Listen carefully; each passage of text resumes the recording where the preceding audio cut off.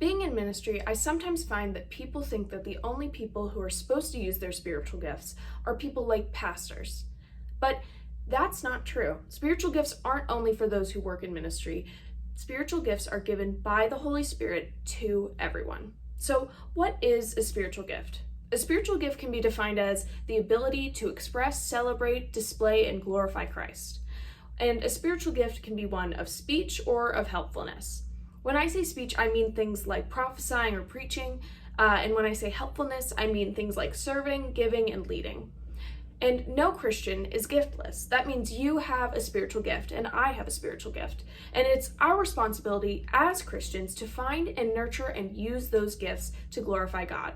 In 1 Corinthians 12, verses 1 through 11, it says this: "Now about the gifts of the Spirit, brothers and sisters, I do not want you to be uninformed. You know that when you were pagans, somehow or other you were influenced and led astray to mute idols. Therefore I want you to know that no one who is speaking by the Spirit of God says Jesus be cursed, and no one can say Jesus is Lord except by the Holy Spirit.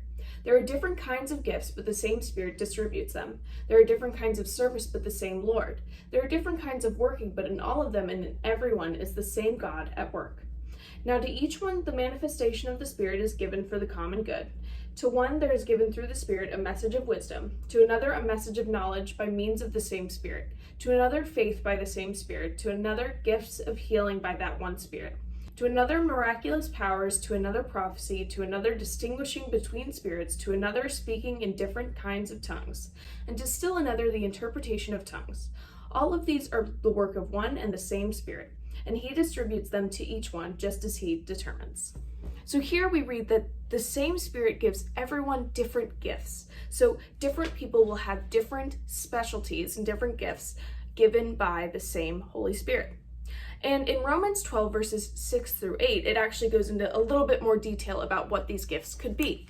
So it says here that we have different gifts according to the grace given to each of us. If your gift is prophesying, then prophesy, in accordance with your faith. If it is serving, then serve. If it is teaching, then teach. If it is to encourage, then give encouragement.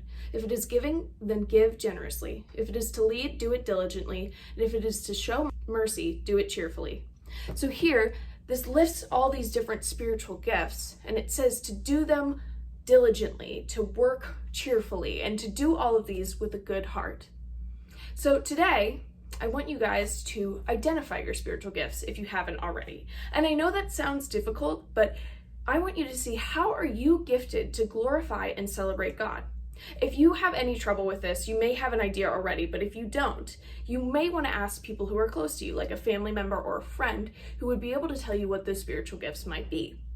Because ultimately, spiritual gifts are important.